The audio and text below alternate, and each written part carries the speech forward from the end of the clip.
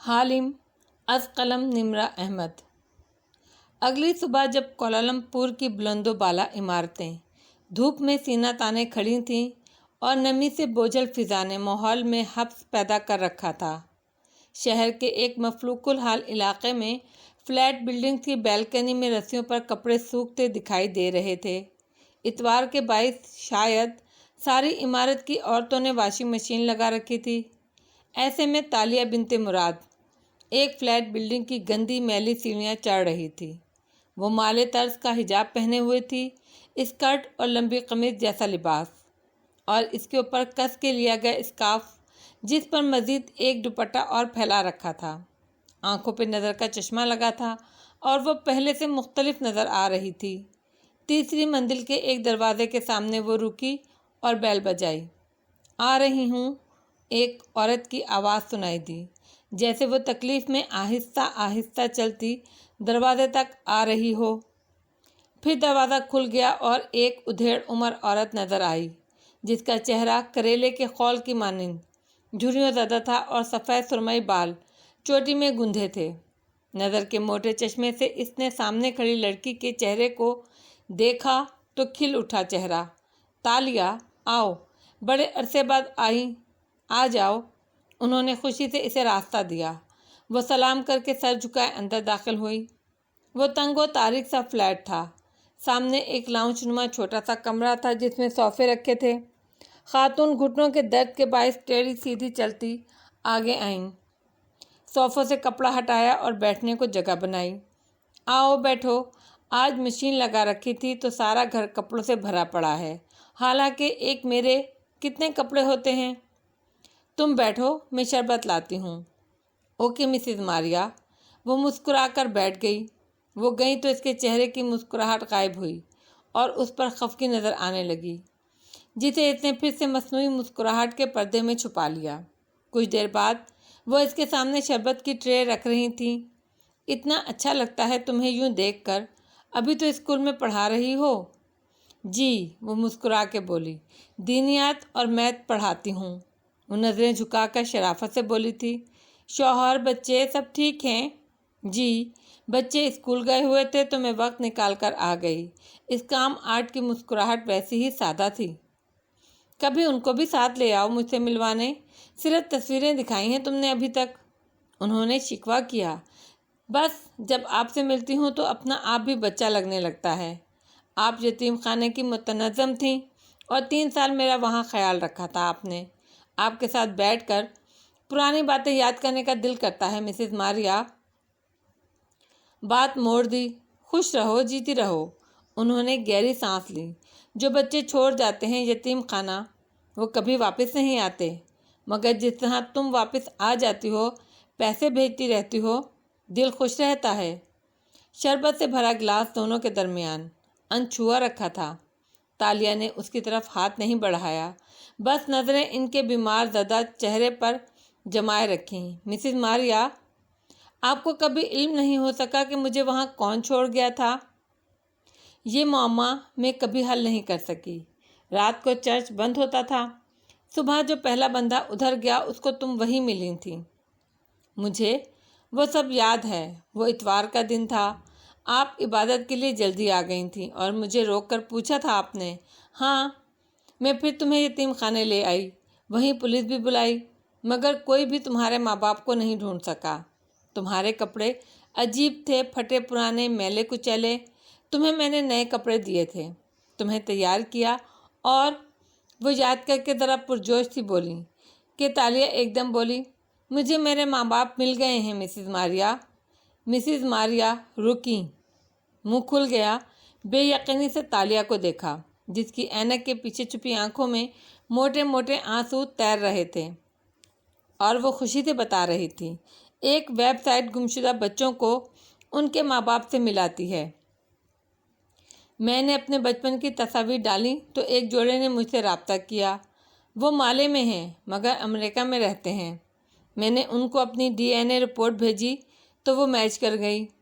اب میں امریکہ جا رہی ہوں۔ واؤ تالیہ، واؤ! وہ خوشگوار سی گرم جوشی سے اس کا ہاتھ دبائے کہنے لگیں، میں بہت خوش ہوں، تمہارے لیے یہ تو انہونی ہو گئی، مگر اس وقت وہ کیوں نہیں آئے تھے تمہیں کلیم کرنے؟ ان کی مجبوریوں کی لمبی داستان ہے۔ وہ کہتے ہیں مجھے اغوا کیا گیا تھا، لیکن وہ ٹھہری۔ آواز رازدانہ سرگوشی میں بدلی اور آگے کو جھکی۔ انہوں نے $20,000 کا انعام دینے کا وعدہ کیا ہے میرے کیئر ٹیکرز کو۔ میری لاہور والی فیملی اتنی اچھی نہیں تھی، میں نہیں چاہتی یہ انعام ان کو ملے، میں چاہتی ہوں یہ یتیم خانے کے لوگوں کو ملے، یعنی آپ کو۔ اس کام آرٹسٹ نے پہلا پتا پھینکا۔ $20,000! ان کی آنکھیں کھل گئیں۔ جی مسز ماریا، وہ بہت امیر لوگ ہیں، میرے بعد ان کی اولاد نہیں ہوئی، وہ خوشی میں کہہ رہے ہیں یہ سب، مگر ایک مسئلہ ہے۔ کیا؟ ان کی سانس اٹکی۔ وہ چاہتے ہیں کہ میں یہ ثابت کر دوں کہ آپ واقعی مجھے چرچ میں ملی تھیں۔ ظاہر ہے اتنی بڑی رقم دینے سے پہلے ان کو گارنٹی چاہیے کہ آپ واقعی میری کیئر ٹیکر تھیں یا نہیں۔ میں کیسے ثابت کروں؟ وہ بالکل سیدھی ہو کر بیٹھ گئیں اور مارے جذبات کے اس کے ہاتھ پکڑ لیے۔ آپ کوئی نشانی بتا سکتی ہیں؟ کوئی ایسی بات جو صرف آپ کو معلوم ہو سکتی ہو؟ اصل میں اس نے لہجے کو سرسری بنایا، نگاہیں ایک لمحے کو بھی خاتون کے چہرے سے نہیں ہٹائیں۔ کل میں مال میں ایک بریسلیٹ دیکھ رہی تھی تو مجھے یاد آیا چرچ کا منظر۔ میری یادداشت اچھی ہے کافی۔ چرچ سے لے کر اب تک سب یاد ہے مجھے۔ پہلے یہ بات مجھے اہم نہیں لگی تھی، مگر کل اپنے ماں باپ کے ملنے کے بعد مجھے یاد آیا میری کلائی میں ایک بریسلیٹ تھا جس پہ سونے کی ایک چابی بنی تھی۔ صرف پہلے منظر میں مجھے وہ یاد ہے، پھر وہ پتہ نہیں کہاں گیا۔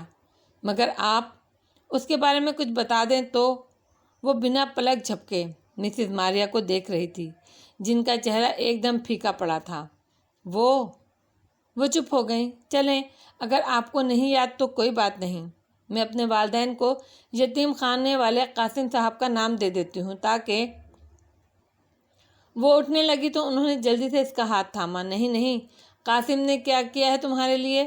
مجھے یاد ہے، میں بتاتی ہوں۔ انہوں نے ہڑبڑا کر اسے روکا۔ تمہارے ہاتھ میں ایک بریسلیٹ تھا، اصل میں وہ چابی تھی جس کی سنہری چین کو تم نے کلائی پر پہن رکھا تھا۔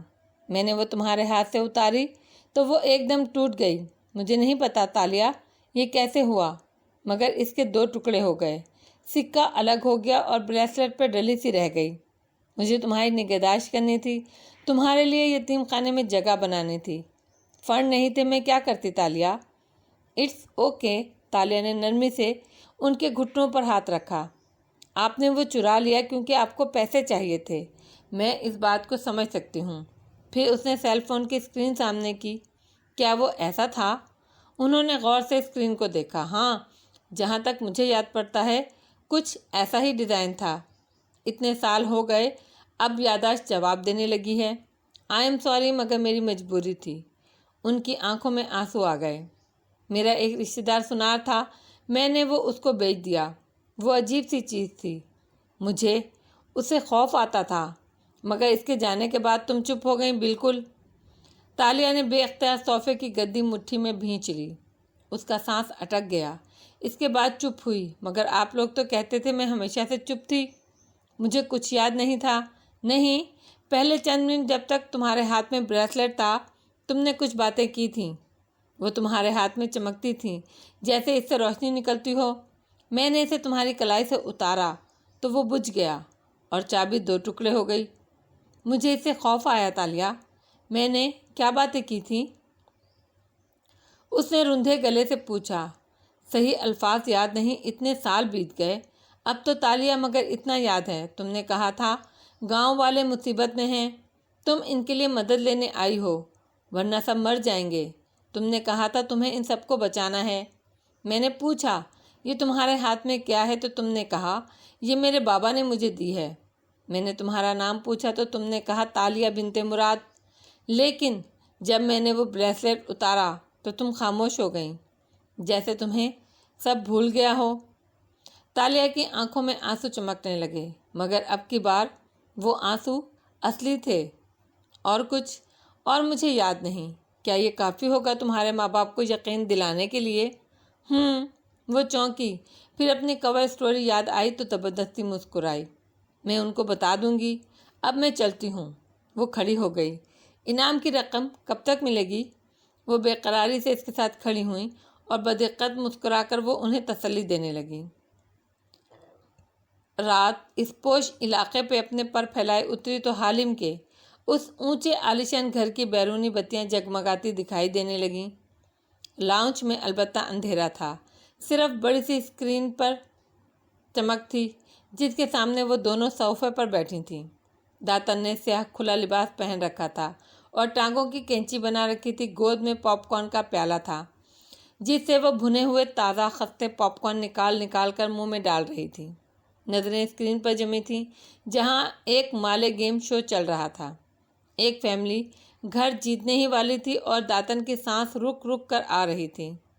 7 پیر اوپر کر کے بیٹھے تالیہ دور خلا میں گھور رہی تھی، گمسم کسی اور دھیان میں۔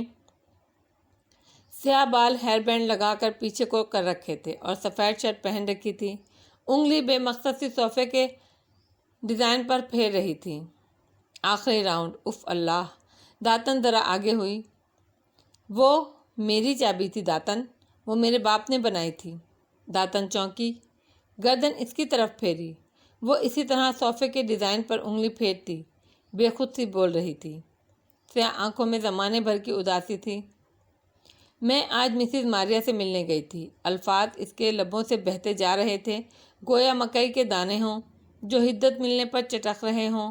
وہ کہے جا رہی تھی اور داتن بھٹے کی خستہ خوشبو سے دہک سی گئی۔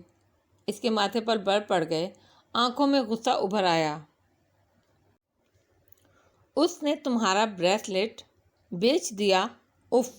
خبردار جو آئندہ تم نے مسز ماریا کی کوئی مالی مدد کی۔ کیوں؟ کیونکہ وہ ایک بددیانت چور ہے۔ اور میں کیا ہوں؟ اس نے سادگی سے داتن کو دیکھا تو وہ ناک سکوڑ کر رہ گئی۔ اس عورت نے 3 سال میرا خیال رکھا جب مجھے کوئی اور لینے نہیں آیا۔ مجھے ان پر تھوڑا غصہ آیا تھا مگر مجھے ان سے گلہ کرنے کا کوئی حق نہیں ہے۔ خیر، اب کیا کرنا ہے؟ تم بریسلیٹ تلاش کرو، میں سکے کو تنگو کامل کے لاکر سے چوری کرتی ہوں۔ کل جب مہمانوں کا رش ہوگا تو میں موقع دیکھ کر اسٹڈی میں چلی جاؤں گی۔ کیا تم وہ چابی صرف پیسوں کے لیے چرانا چاہتی ہو تالیہ؟ تالیہ نے گہری سانس لی، داتن کو دیکھا اور مٹھی بھر کے پیالے سے پاپ کارن اٹھائے۔ جب تک مجھے یہ یاد نہیں آیا تھا وہ چابی میری ہے، میں اسے دولت کے لیے ہی چرانا چاہتی تھی، مگر اب… اس نے اسکرین کو دیکھتے ہوئے پاپ کارن پھانکے اور بند ہونٹ ہلاتے ہوئے انہیں چبانے لگی۔ لمحہ بھر کو لاؤنج میں سناٹا چھا گیا۔ داتن اس کے چہرے کو دیکھ رہی تھی جو ٹی وی اسکرین کی نیلی روشنی میں دمک رہا تھا۔ مگر اب شاید مجھے میرے تمام سوالوں کے جواب بھی مل جائیں۔ میں کون ہوں، کہاں سے آئی ہوں، سب معلوم ہو جائے گا۔ اور تمہارے ماں باپ، تم ان سے نہیں ملنا چاہتی؟ اور وہ گاؤں والے جن کا تم نے ذکر کیا تھا؟ سچ کہوں تو نہیں داتن، میں اپنی زندگی میں خوش ہوں۔ مجھے ان سے نہیں ملنا اور میں یہ بھی نہیں چاہتی کہ وہ دیکھیں میں کیا بن گئی ہوں۔ تلخی سے مسکرا کر وہ اسکرین کو دیکھنے لگی۔ اس کا ذہن کہیں اور تھا۔ مسز ماریا کی آواز ہر جگہ گونج رہی تھی۔ تم نے کہا تھا گاؤں والے مصیبت میں ہیں، تم ان کی مدد لینے آئی ہو، ورنہ سب مر جائیں گے۔ تم نے کہا تھا تمہیں ان سب کو بچانا ہے۔ مگر اس نے سر جھٹکا۔ مجھے کسی کو نہیں بچانا، مجھے کسی کی مدد نہیں کرنی۔ اب تک تو سب مر کھپ گئے ہوں گے۔ مجھے صرف چابی کو اچھے داموں بیچنا ہے۔ تاریخی نوادرات مہنگے داموں بک جاتے ہیں۔ میرے خواب، ایک جزیرے پر ایک اونچا محل، بس مجھے یہی سوچنا ہے۔ ویسے کل کون آ رہا ہے تینگو کامل کے گھر؟ داتن کی بات نے اس کو گہری سوچ سے نکالا۔ پتہ نہیں، اس نے شانے اچکائے۔ جب بڑے لوگ بڑے لوگوں کے گھروں میں آتے ہیں تو ہم چھوٹے لوگوں کو تفصیلات نہیں بتاتے، سیکیورٹی پروٹوکول۔ مگر داتن جواب سنے بنا اسکرین کی طرف متوجہ ہو چکی تھی۔ فیملی آخری راؤنڈ میں تھی، گھر جیتنے کے بہت ہی قریب۔ صبح سے تینگو کامل کے گھر صفائی اور تیاریوں کا ایسا سما بندھا تھا کہ چند ایک بار تو تالیہ نے بٹلر کو روک کر پوچھنا چاہا کہ آخر آ کون رہا ہے، مگر پھر ارادہ بدل دیا۔ کون سا وہ بتا دے گا۔ مسز شیلا کامل، مضطرب اور پرجوش تھی، کچن میں ایک ایک چیز اپنی نگرانی میں تیار کروا رہی تھیں۔ باریک ہیل پہنے وہ بالوں کو پارلر سے سیٹ کروائے بے حد خوش اور نروس نظر آ رہی تھیں، مگر جب انہوں نے تالیہ اور تسنیم کو کھانا لانے کی ترتیب کی ہدایت دینا شروع کی تو تالیہ کے ابرو حیرت سے اکٹھے ہوئے۔ 25 منٹ؟ صرف 25 منٹ کے لیے وہ لوگ آ رہے ہیں کیا؟ مسز کامل نے اسے یوں دیکھا گویا اس کی عقل پر افسوس کیا ہو۔ ہاں تالیہ، 25 منٹ بہت ہیں، اور ناک سے مکھی اڑاتی آگے بڑھ گئیں۔ تسلیم نے کندھے اچکا دیے۔ کسی ملازم کو اندازہ نہیں تھا کہ مہمان کون تھے، صرف بٹلر نے کام کے دوران اتنا بتایا کہ سر کے کلاس فیلو اور ان کی بیگم ہیں۔ تسلیم نے بٹلر کے آگے بڑھتے ہی ان کے کان میں سرگوشی کی۔ کامل صاحب کے کلاس فیلو ہیں تو اچھے خاصے بوڑھے ہوں گے، آخر ایک بوڑھے اور بڑھیا کے آنے پہ اتنا ہنگامہ کرنے کی کیا ضرورت ہے؟ تالیہ بے اختیار ہنس دی۔ پھر اس کے جانے کے بعد اس نے اپنے ایپرن پہ سامنے ہاتھ رکھ کے نقلی زیورات کی موجودگی کی تصدیق کی، جو پوٹلی کی صورت بیلٹ کے ساتھ اس کی کمر سے بندھے تھے۔ لاکر کھول کے زیورات ادل بدل کرنے کے لیے 25 منٹ بھی کافی تھے۔ شام ڈھل گئی اور گھر پر اندھیرا چھانے لگا۔ مالے گھر بھی کراچی کے بنگلوں جیسے تھے، ویسے ہی لان، پورچ، ڈرائیو وے اور سامنے گیٹ، اونچی چار دیواری۔ کچن کی کھڑکی سے لان نظر آتا تھا۔ وہاں تینگو کامل اپنی بیوی بچوں سمیت کب سے استقبال کے لیے کھڑے تھے۔ تالیہ منہمک کھڑی سلاد پلیٹ میں سجا رہی تھی جب باہر پر رونق سا شور مچا۔ تسنیم اور نور، اس کے ساتھی ملازمائیں لپک کر کھڑکی میں جا کھڑی ہوئیں۔ گاڑیوں کے اندر آنے اور دروازوں کے کھلنے بند ہونے کی آوازوں کے ساتھ دعا سلام بھی گونجا۔ تالیہ مزے سے سلاد کے قطلے ڈش میں سجاتی گئی۔ اف خدایا، اف، کیا تم نے انہیں دیکھا؟ کھڑکی سے باہر جھانکتی تسنیم نے مہمانوں کو گاڑی سے اترتے دیکھا۔ تمہارے جوش کے اس نے منہ پر ہاتھ رکھا۔ نور باقاعدہ اونچے اوپر نیچے اچھلتی دانتوں میں انگلیاں دبانے لگی۔ اف، یہ مجھے یقین نہیں آ رہا، انہوں نے گرے سوٹ پہن رکھا ہے، اور وہ ان کی وائف کو دیکھو، اس نے صبح یہی ڈریس مارننگ شو کے انٹرویو میں پہنا ہوا تھا۔ اف اف، ان دونوں کے چہرے سرخ پڑ گئے تھے، تمتما رہے تھے، اور وہ کبھی منہ پر ہاتھ رکھتی، کبھی ایک دوسرے کا ہاتھ مارے جوش کے پکڑتی۔ تالیہ نے گردن اٹھا کر ایک نظر ان دونوں کو دیکھا اور افسوس سے سر جھٹکا۔ خیر، یہ بیچاری ملازمائیں ہیں، امیر اور مشہور لوگ دیکھنے کا شوق کہاں ملتا ہے ان کو، ان کا ایسا جذباتی ہونا بنتا ہے۔ اس نے سلاد کی ڈش رکھی اور تسلی سے ہاتھ رومال سے پونچھتی آگے آئی، ان دونوں کے قریب رکی اور باہر جھانکا۔ گارڈز اور چند افراد کے ہمراہ وہ دونوں میاں بیوی کار سے اتر چکے تھے، میزبانوں سے مل رہے تھے۔ گرے سوٹ والا آدمی دراز قد اور دبلا پتلا تھا، فٹ اور اسمارٹ۔ مسٹر کامل سے ہاتھ ملاتے ہوئے اس کی پشت تالیہ کی طرف تھی، پھر وہ پلٹا تو تینگو کامل کے بیٹے علی کے قریب ٹھہرا۔ علی نے اس کا ہاتھ تھاما، چوم کر آنکھوں سے لگایا۔ یہ مالے لوگوں کا بڑوں سے ملنے کا طریقہ تھا، اور تب تالیہ نے اس آدمی کا چہرہ دیکھا۔ آہ! اس نے بے اختیار ہونٹوں پر ہاتھ رکھا، آنکھیں شوق سے پھیل گئیں، سانس اٹک گئی اور رنگت گلابی پڑنے لگی۔ اوہ گاڈ! اس نے بے یقینی سے نور اور تسنیم کو دیکھا، جو اتنی ہی بے یقینی سے اور خوشی سے اسے دیکھ رہی تھیں۔ وہ شخص اب مسکرا کر بچے کا سر تھپک رہا تھا، پھر چہرہ کامل صاحب کی طرف موڑ کر کچھ کہنے لگا، اور ادھر تالیہ مراد کھڑکی میں ہکا بکا سی کھڑی تھی۔ نور نے اس کا کاندھا ہلایا۔ تمہارا فون بج رہا ہے تالیہ۔ وہ چونکی، پھر ایپرن کی جیب سے فون نکال کر بغیر دیکھے کان سے لگایا۔ آنکھیں وہیں باہر جمی تھیں، دوسرا ہاتھ ابھی تک ہونٹوں پہ تھا۔ اف! بریسلٹ کا پتہ چل گیا تالیہ، اور تم یقین نہیں کرو گی وہ کس کے پاس ہے۔ وہ جوش سے بتا رہی تھی، میری اس شخص سے بات ہوئی ہے جس نے آخری دفعہ اسے بیچا ہے، اس سے ایک آدمی نے خریدا تھا وہ بریسلٹ اپنی بہن کی سالگرہ کے لیے، اور جانتی ہو اس کی بہن کس کی بیوی ہے؟ شاید میں جانتی ہوں، وہ نظریں باہر ٹکائے بے خودی سے کہہ رہی تھی۔ وہ پورچ میں کھڑا علی بن کامل کی طرف اشارہ کر کے اس کے باپ سے کچھ پوچھ رہا تھا، یا شاید بچے کی تعریف کر رہا تھا۔ وہ دراز قد تھا، کسرتے جسم والا، بے حد فٹ اور تیز چلنے والا آدمی نہیں، تم نہیں جانتی، اس کی بہن کا شوہر اس ملک کا سب سے پاپولر لیڈر ہے۔ اس کی رنگت صاف تھی، بے حد صاف، نقوش چینی تھے مگر بہت پرکشش، وجیح چہرہ، چمکتی ہوئی خوبصورت آنکھیں۔ وہ اب تینگو کامل کی بات پر مسکرا رہا تھا، بارلیسن نیشنل کا ہونے والا نیا صدر۔ اس کے بال سیاہ تھے، نفاست سے برش کر کے پیچھے کر رکھے تھے، کانوں کے اوپر سے وہ سفید تھے جو اس کے چہرے کی نرمی اور وقار میں اضافہ کرتے تھے۔ وہ 48 برس کا تھا مگر اپنی فٹنس اور جوان نظر آتے چہرے کے ساتھ عمر سے 10-15 برس کم دکھائی دیتا تھا۔ ہمارے ملک کا اگلا وزیر اعظم وان فاتح رامزل، اس کے گھر ہے تمہارا بریسلٹ تالیہ۔ بے یقین سی تالیہ ہنوز باہر نظریں جمائے کھڑی تھی۔ دونوں ملازمیں باہر بھاگ چکی تھیں، اور اگر میں تمہیں یہ کہوں داتن کہ وان فاتح بن رامزل اس وقت میرے سامنے کھڑا ہے تو کیا تم یقین کرو گی؟ وہ بے خودی کے عالم میں کہہ رہی تھی۔ دوسری طرف داتن نے گہری سانس بھری۔ تالیہ، میں جانتی ہوں اس کا نام سن کر تم صدمے اور فین موومنٹ کی ملی جلی کیفیت میں ہو، اس لیے کوئی بات نہیں، ٹھنڈا پانی پیو اور پھر لاکر کی طرف جاؤ، بریسلٹ کا ابھی مت سوچو۔ اس کے الفاظ نے کوئی بلبلا سا پھوڑ دیا۔ تالیہ کے ماتھے پر بل پڑے۔ چپ کرو موٹی کالی مرغی، وہ جل کر بولی اور فون بند کر کے جیب میں رکھا۔ پھر کھڑکی سے باہر جھانکا تو پورچ اب خالی تھا۔ یقیناً مہمانوں کو لے کر میزبان اندر ڈرائنگ روم میں چلے گئے تھے۔ اس نے بے قراری سے کچن کے دروازے کو دیکھا۔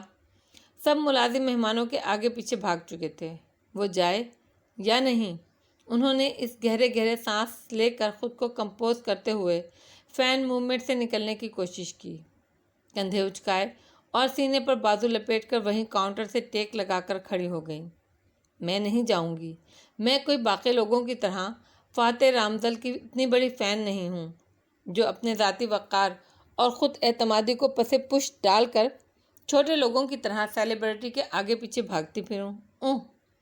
وہ اسی طرح اکڑ کر کھڑی رہی، چند سانسیں لی اور پھر ایک دم بازو نیچے گرائے اور باہر کو بھاگی۔ مٹی ڈالو وقار اور اعتماد پر، وہ فاتح رامزل ہے، اف، دا فاتح رامزل۔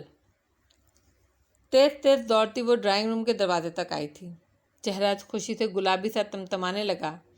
ملازمیں وہاں پہلے سے کھڑی پرجوش سی سرگوشیاں کر رہی تھیں۔ وہ دھڑکتے دل کے ساتھ ان کے پاس آ رکی۔ دروازہ کھلا ہوا تھا مگر یہاں سے صرف کامل صاحب اور مسز کامل بیٹھے نظر آتے تھے، مہمان نہیں۔ تبھی بٹلر باہر نکلا اور سخت لہجے میں تالیہ کو مخاطب کیا، جوس تم سرو کرو گی، جلدی۔ اس کی رنگت مزید گلابی پڑ گئی، جھٹ سر ہلایا اور کچن کی طرف بھاگی، جلدی ٹرے لگائی، ڈرائنگ روم تک آئی، دروازے پر لگے بیضوی آئینے میں اپنا عکس دیکھا، سائڈ کی مانگ نکال کر بالوں کو کس کر جوڑے میں باندھے۔ وہ سرمئی سفید یونیفارم میں ملبوس تھی، چہرہ دھلا دھلایا اور آنکھیں سبز تھیں۔ وہ زیادہ اچھی نہیں لگ رہی تھی۔ اف، خیر ہے، اس نے سر جھٹکا اور اندر داخل ہوئی۔ ڈرائنگ روم میں تیز اے سی چل رہے تھے مگر اس کے ہاتھوں پر پسینہ آ رہا تھا۔ ٹھنڈے ماحول کو زرد لیمپس کی روشنیوں نے مزید محصور کن اور پرفسوں بنا رکھا تھا۔ میزبان جوڑے کے علاوہ مہمان جوڑا اور 3 افراد بیٹھے تھے۔ فاتح رامزل سامنے والے صوفے پر موجود تھا، ٹانگ پر ٹانگ جمائے، ایک بازو صوفے کی پشت پر پھیلائے۔ وہ مدھم مسکراہٹ کے ساتھ چہرہ ذرا موڑے کامل صاحب کی بات سن رہا تھا۔ برابر میں اس کی بیوی بیٹھی تھی، اس کے بال بھورے سرخ ڈائی تھے اور ہاف بندھے رکھے تھے۔ وہ بالکل سپاٹ چہرہ لیے ہوئے تھی، آنکھیں بے جان تھیں۔ وہ دونوں ٹرے اٹھائے آتی ملازمہ کی طرف متوجہ تھی۔ تالیہ باری باری سب کے پاس رک کر جوس پیش کرنے لگی۔ سوری، میں آپ کی بات کاٹ رہی ہوں، جذباتی سی مسز کامل نے اپنے شوہر کی بات ٹوکتے ہوئے مسکرا کر کہا، مگر وان فاتح رامزل اور مسز رامزل، آپ دونوں کا ایک دفعہ پھر شکریہ کہ آپ نے ہمارے گھر کو رونق بخشی۔ مائی پلیجر، وہ بھاری مسکراتی آواز میں بولا تھا۔ تالیہ کی طرف اس کی پشت تھی۔ یہ آواز، یہ شخص، یہی تھا اس کے خواب میں میرے ساتھ رہو کہنے والا۔ اس نے سر جھٹکا اور جھک کر اگلے صاحب کے آگے ٹرے کی۔ کیا یہ درست ہے سر کہ آپ استعفیٰ دے رہے ہیں اور واپس امریکہ شفٹ ہو رہے ہیں؟ ہم نیوز میں سنتے رہتے ہیں۔ کامل صاحب کے سوال پر تمام نظریں فاتح رامدل کی جانب اٹھیں۔ وہ جواباً کھنکھارا، دیکھو کامل، بات یہ ہے کہ فاتح بن رامدل جیسا انسان جو 2 دفعہ امریکہ میں اسٹیٹ اٹارنی کا الیکشن لڑ کے منتخب ہوا تھا اور جس کے زمانے میں اسٹیٹ اٹارنی آفس میں پراسیکیوشن کا ریکارڈ مثالی رہا تھا، اور جو 15 سال پہلے امریکہ چھوڑ کے، امریکی شہریت چھوڑ کے صرف مال قوم کے لیے واپس آیا تھا، اس آدمی کو اتنی لمبی اسٹرگل کے بعد اگر بارسن پارٹی کا صدر منتخب ہونے کے لیے اور فنڈز حاصل کرنے کے لیے باچا کے محل میں ہر روز ماتا ٹیکنا پڑے جیسے وہ عظیم بدھا ہو اور میں ایک پجاری، تو نہیں، فاتح یہ نہیں کرے گا۔ مجھ سے یہ منافقت نہیں ہوتی، کیونکہ ہمارے بادشاہ اور ہمارے وزیر اعظم دونوں کو اس وقت جیل میں ہونا چاہیے۔ ہاں، میں جیل میں ان دونوں کو ہر ہفتے وزٹ کرنے کے لیے تیار ہوں۔ اس بات پر قہقہ پڑا تھا، مگر فاتح رامدل نے سوال کا جواب نہیں دیا۔ وہ سوچتے ہوئے سپاٹ چہرہ بنائے اب بڑے صوفے تک آ رکی تھی۔ فاتح رامدل کی ایک طرف سے جھک کر ٹرے پیش کی، کپ کپاتی پلکیں اٹھا کے اس کا چہرہ دیکھا۔ وہ تینگو کامل کو دیکھ رہا تھا، مسکرا کر، ایک شان بے نیازی سے۔ تالیہ کھڑی رہی تو مسز فاتح نے ایک نظر اسے دیکھ کر ہاتھ سے نفی کا اشارہ کیا۔ وہ یہ جوس نہیں پیتے۔ تالیہ آگے بڑھ گئی، دل بجھ سا گیا۔ باہر جا کر وہ وہیں دروازے کی اوٹ میں ٹھہر گئی۔ مسز کامل کہہ رہی تھیں، لیکن آپ ایک ممبر پارلیمنٹ ہیں سر، کیا آپ واقعی استعفیٰ دے رہے ہیں؟ تینگو شیلا، وہ ہر ایک کو اس کے فرسٹ نیم سے پکار رہا تھا۔ میں سیاست میں طاقت یا دولت حاصل کرنے نہیں آیا تھا۔ فاتح بن رامدل نے ایک ڈریمر ہے، ایک ویژنری، ایک ایسا بہترین ملائیشیا کا خواب دیکھتا ہے، مگر مال قوم کا اس وقت سب سے بڑا مسئلہ یہ ہے کہ ہماری رولنگ پارٹی اتنی بھاری اکثریت سے منتخب ہوتی آ رہی ہے کہ پارلیمنٹ میں ان کو کوئی اپوزیشن نہیں، کوئی بھی جمہوری گورنمنٹ تب تک صحیح کام نہیں کر سکتی جب تک اس کے خلاف اپوزیشن نہ ہو۔ زندگی کے ہر مقام پر یہ مخالفت ہوتی ہے جو ہم سے ہماری اصلاح کرواتی ہے اور ہم بہتر کام کرتے ہیں۔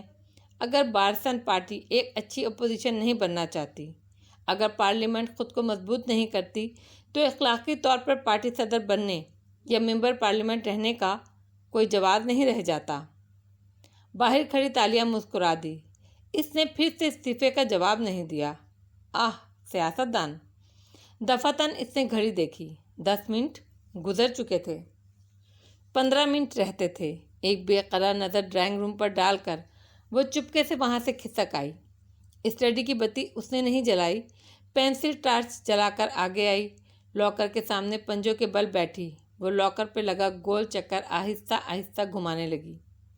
چند ایک کلک ہوئے، پھر دروازہ کھٹ سے کھل گیا۔ اس نے پوٹلی نکالی اور لاکر کھول کر زیورات کے ڈبے باہر نکالنے لگی۔ ایک دم وہ ٹھٹک گئی، ادھر ادھر ہاتھ مارا، سکے والا باکس غائب تھا۔ اوہ نو تالیہ! تالیہ نے پریشانی سے سارا لاکر کھنگال دیا، مگر وہ نہیں ملا تھا۔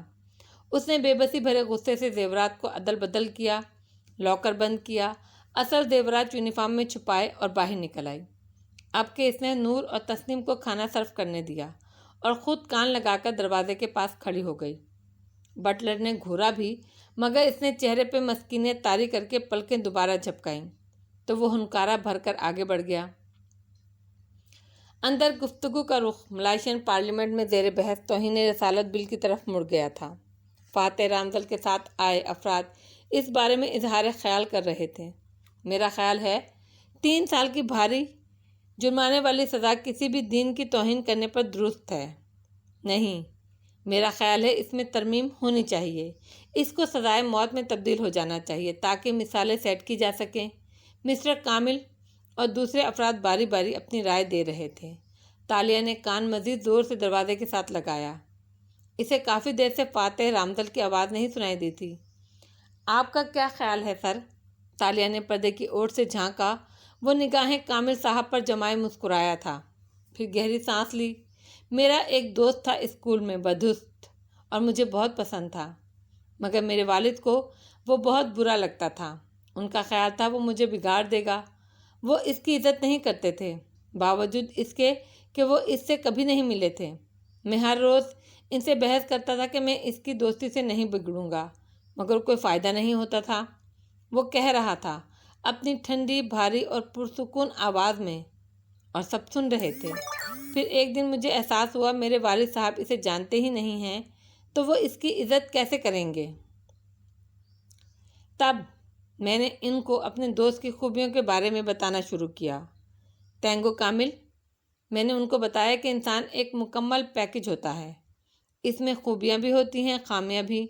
اگر ہم کسی کو اس کے ویکیسٹ لنک سے جج کرتے ہیں تو ہم بہت برے جج بن جاتے ہیں، لیکن رسول اللہ صلی اللہ علیہ وآلہ وسلم وہ انسان ہیں جن کے اندر صرف خوبیاں اور اچھائیاں تھیں۔ ان کے گستاخ کو ہر وہ سزا ملنی چاہیے جو شریعہ نے مقرر کر رکھی ہے۔ علماء کو اس بارے میں کھل کر بولنا چاہیے اور مالے پارلیمنٹ کو پراپر قانون سازی کرنی چاہیے، اور جو بھی قانون قرآن اور سنت کے مطابق ہے وہ دی جائے، وہ سزا، مثالیں سیٹ کی جائیں۔ لیکن وہ رکا۔ تالیہ نے گردن مزید اوپر کی۔ وہ انہی پرسکون آنکھوں سے ان سب کے چہرے دیکھ رہا تھا۔ لیکن کوئی ایول صرف سزا دینے سے ختم نہیں ہو سکتا۔ یہ دنیا ہمارے پیارے نبی کے دل سے رسپیکٹ تب کرے گی جب ہم ان کو بتائیں گے وہ کون تھے۔ سزا دینا، چیخنا، چلانا آسان ہے، یہ جلدی ہو جاتا ہے۔ زیادہ مشکل کام ہے نبی پاک صلی اللہ علیہ وآلہ وسلم کے لیے اپنی زندگیوں سے مسلسل وقت نکالنا اور اپنی توانائی کو دنیا تک ان کی اصل شخصیت سامنے لانے کے لیے خرچ کرنا۔ اس میں محنت لگتی ہے اور مسلمان بچے اس میں دلچسپی نہیں لیتے، کیونکہ ہمارے بچوں کو خود معلوم نہیں کہ نبی پاک کون تھے، تو وہ دوسروں کو کیا بتائیں گے۔ توہین اسی لیے ہوتی ہے کیونکہ ہم اپنی جاب ٹھیک سے نہیں کر رہے۔ ہمیں دنیا کو رسول اللہ کے بارے میں بتانا تھا، ان کے قصے سنانے تھے۔ بنیادی طور پہ دو قسم کے لوگ توہین کرتے ہیں، ایک وہ جو لا علم ہیں اور ایک وہ جو شر انگیز ہیں اور جان کر ایسا کرتے ہیں۔ لیکن جس دن ہم اپنی جاب کرنا شروع کریں گے، اندھیرے میں دیے جلانے لگیں گے، تو لا علم لوگ ہمارے رسول اللہ سے واقف ہوں گے اور خود ہر شر انگیز کے خلاف ہماری ڈھال بن جائیں گے۔ سزائیں لازمی دیں، مگر میری قوم کو خود بھی اس فتنے کو کم کرنے کے لیے توانائی خرچ کرنی پڑے گی۔ میں جس ملائیشیا کا خواب دیکھتا ہوں، وہاں ہمیں مال قوم کو میڈیا کے ذہنی شکنجے سے نکال کر اپنی سوچ کو آزاد کرنا سکھانا ہوگا۔ آپ خوابوں پہ یقین رکھتے ہیں وان فاتح؟ مسز شیلا قدر نرمی سی مسکراہٹ کے ساتھ بولیں۔ مطلب برے خوابوں پر؟ جیسے میرے دوست نے میرے بارے میں خواب دیکھا ہے۔ تالیہ نے بے اختیار دل کو تھام لیا۔ تینگو کامل نے آنکھوں ہی آنکھوں میں اپنی بیوی کو ٹوکا۔ یہ مناسب موقع نہیں ہے، مگر وہ فاتح رامدل کے آنے کی خوشی اور اپنی پریشانی میں گھری کہتی گئی۔ اس نے دیکھا کہ میرے ہاتھوں میں چاول ہیں جو ایک دم راکھ بن جاتے ہیں۔ آپ دوسری قسم کے خواب دیکھتے ہیں، مگر ایسے خوابوں کا کیا مطلب ہو سکتا ہے؟ تالیہ کے گردن کے بال تک کھڑے ہو گئے، کان مزید دروازے سے لگے۔ ڈرائنگ روم میں خاموشی چھا گئی۔ پھر فاتح نے گہری سانس لے کر کندھے اچکائے۔ خوابوں میں ہر چیز علامتی ہوتی ہے، اس کا وہ مطلب نہیں ہوتا جو نظر آتا ہے۔ کیا آپ کے ہاں بچے کی پیدائش متوقع ہے تینگو شیلا؟ مسز مہربان میاں بیوی سن رہ گئے، ایک دوسرے کو دیکھا، پھر فاتح کو۔ جی، مگر ہمیں خود چند دن پہلے معلوم ہوا ہے، تو آپ کو کیسے؟ چاول فرٹیلٹی کی علامت ہوتے ہیں۔ ایسا خواب اس لیے آ سکتا ہے تاکہ آپ احتیاط کریں یا پھر کسی متوقع حادثے کے لیے تیار رہیں۔ اس کی بات میں ایسی ٹھنڈک تھی کہ مسز کامل کی ریڑھ کی ہڈی میں ٹھنڈی لہر دوڑ گئی۔ دروازے سے لگی تالیہ بھی شل کھڑی رہ گئی۔ فاتح کی بیوی نے بے اختیار تادیبی نظروں سے اسے گھورا تھا، جیسے کہہ رہی ہو اسے ایسی باتیں اتنے عام انداز میں نہیں کہنی چاہیے، مگر وہ کسی بھی جذباتی پن سے آری ٹھنڈی پرسکون سی سانس لیے بیٹھا تھا۔ اسرا، رامدل پہلی دفعہ بولی۔ کاش ہمیں بھی آریانہ کو کھونے سے پہلے کوئی خواب آ جاتا تو ہم اس روز چیئر لفٹ پر نہ جاتے۔ اس کے لہجے میں تلخی تھی۔ آریانہ، اچھا، ان کی بیٹی جو کئی سال پہلے کھو گئی تھی۔ تالیہ کو ان کے انٹرویو میں کئی دفعہ کی دہرائی گئی بات یاد آئی تو اس نے اندر جھانکا۔ فاتح رامدل کا چہرہ سامنے نظر آ رہا تھا۔ اس پہ کوئی تاثر نہیں ابھرا تھا، وہی ٹھنڈا مسکراتا وجیح چہرہ، مگر وہ اعترافاً سر ہلا کر بولا تھا، ہاں وہ بڑا کٹھن وقت تھا۔ خیر، اس نے کندھے اچکا کے گہری سانس لی۔ بٹلر نے اس کے سر کے پشت پر چپت لگائی تو وہ چونکی۔ تمہارا کچن میں کام پڑا ہے، اندر جاؤ، اس نے حکم صادر کیا تو وہ منہ بنا کر آگے بڑھ گئی۔ کام کیا خاک کرنے تھے، وہ کچن کے دروازے میں کھڑی ہو گئی۔ چند منٹ گزرے اور آوازیں آنے لگیں، وہ وہیں جمی رہی۔ وہ لوگ اب راہداری میں آ چکے تھے اور باہر جا رہے تھے، مگر کسی وجہ سے ٹھہر گئے تھے۔ تالیہ نے سر نکال کر دیکھا تو برف کا بت بن گئی۔ علی بن کامل اپنے مہمان کو تحفہ پیش کر رہا تھا اور وہ تحفہ، تالیہ کی سانس اٹکنے لگی۔ وہی شیشے کا باکس تھا جس میں سنہری سکہ رکھا تھا۔ فاتح نے مسکرا کر بچے سے باکس لیا۔ علی کامل اب اس سے منسلک کہانی سنا رہا تھا، مگر فاتح رامدل نے باکس کھولا، سکہ نکال کے اوپر اٹھا کر دیکھا۔ دونوں اطراف پلٹائیں۔ اور ویسے یہ اوریجنل نہیں ہے۔ اوریجنل میں ایک طرف نصیر من دنیا والدین لکھا ہوتا ہے، مگر آئی لائک اٹ، سچائی سے تبصرہ کیا تو میزبان ایک دم شرمندہ ہو گئے۔ مگر وہ آدمی اتنا بے پرواہ، اتنا بے نیاز تھا کہ اسے ان کے تاثرات سے فرق نہیں پڑتا، اور اس کی بات کو کوئی برا بھی نہیں مانتا تھا، نہ مان سکتا تھا۔ وہ مال قوم کو بہت محبوب تھا۔ ایک ہی فقرے میں اس نے ایمانداری سے پسندیدگی کا اظہار بھی کر دیا۔ پھر ذرا ٹھہرا، اسرا، یہ تمہارے بریسلٹ کی طرح نہیں لگتا جو تمہیں ایش نے دیا تھا، ہے نا؟ مسکرا کر کہتے اس نے باکس پیچھے کھڑے اپنے باڈی مین کی طرف بڑھا دیا اور آگے بڑھ گیا۔ سب اس کے آگے پیچھے چلتے باہر نکل گئے۔ وہ تیز تیز چلتا تھا اور ہر شخص اس کے قدم سے قدم ملانے کا خواہش مند تھا۔ باڈی مین نے سکے کی ڈبیا جیب میں ڈالتے ہوئے باہر نکلنے سے قبل ایک دفعہ مڑ کر یوں ہی پیچھے دیکھا تھا۔ نگاہ چوکٹ پہ ہکا بکا کھڑی لڑکی پہ ٹھہری تو وہ لمحہ بھر کو ٹھہرا۔ اس کی سب آنکھوں کو دیکھا جو اس کے ڈبیا جیب میں ڈالتے ہاتھوں کو دیکھ رہی تھی۔ بس لمحے بھر کا اثر تھا، پھر وہ آگے بڑھ گیا اور وہ نڈھال سی چوکٹ سے لگی کھڑی رہ گئی۔